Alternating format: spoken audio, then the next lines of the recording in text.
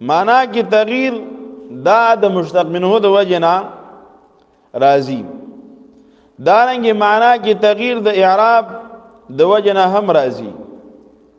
په معنا کی تغییر د ماده د وجنا هم راضی چې ماده بدل شي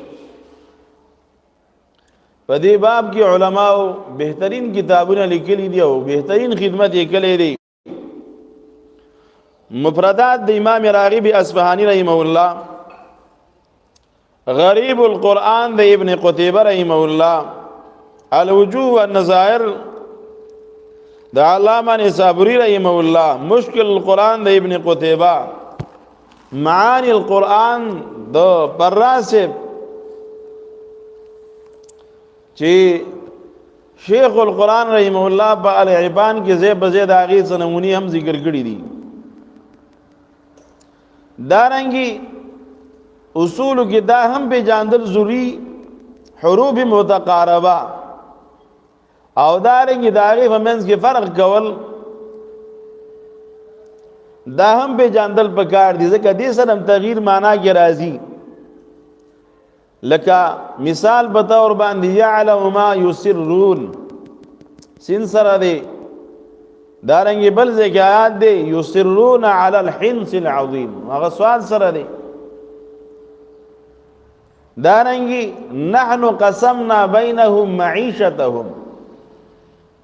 او بل ځکه دی وکم قسمنا سوال سره دی دا به جاندل هم ضروری دي چې داو په جاندل شي او د یوې معنا د بلې معنا نه تمیز راشي چې دلته کومه معنا مراد ده ورسره دا هم په جاندل یو لفظ دی او هغه په ډیرو معنیو باندې مستعمل دی د معنی ډیری دي نو هغه معنی په جاندل او به د هر لفظ په مناسب ځای کې د اغازه متعلق مناسب معنا کول لکه قران کریم کی مثال په تور لفظ هدایت راغلی دی هدن دایو کلمه دا علامه سیوطی رحمه الله د دې تقریبا ولس معنی ذکر کړی دي خو باندې دانه چې هر ځای کې به یو معنا کې هر ځای کې به یو معنا کې کار بوران کې ليس عليك هداهم ولكن الله يهدي من يشاء یو معنا دې دا توفیق دا معنا توفیق سره دی دا نه کله معنا د بیان سره راځي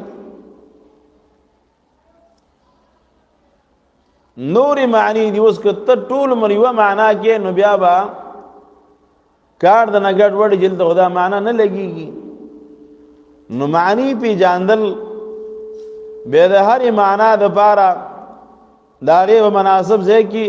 مراد او هغه غستل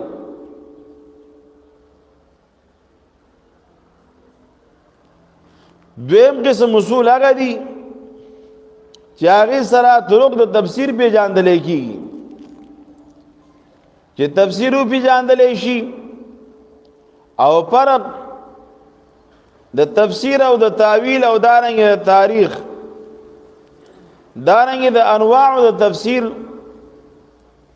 یو تفسیر بالروایت دی او دارنګ تفسیر بالدرایت دی دا په جاندل طبقات د مفسرین په جاندل چې مشهور مفسرین په صحابه کې څوک دي په تابعین کې څوک دي تبع تابعین کې څوک دي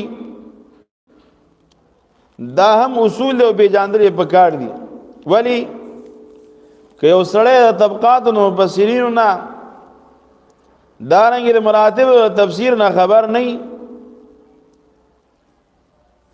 نو دغه تفسیر د چا غلیبت ودانه لګي خطا بشي چرته بشي او تفسیر کړي یا بل را بيزي چې کم دی او معنا کړي او هغه به اخلي او پته ودانه جدا د چا معنا نو طبقات د مفسرینو دارنګ داغه حیثیتونه به جاندل مراتب به جاندل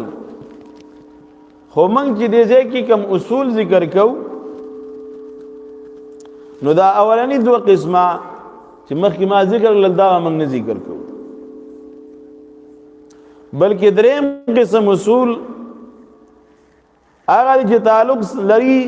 د معرفت د مقاصد د قران کریم سره. مقاصد د قران کریم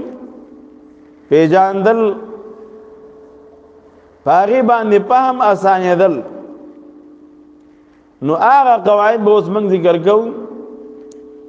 چې فهم د قران ور باندې اسانيږي. دا دریم قسم اصول او د خپل مشایخ په طرز او طریقه باندې دغه اصول لن او مختصر تعبیر او بهترین تعبیر هغه 15 ټکی دي او 15 خبرې دي چې دا یاد شي بس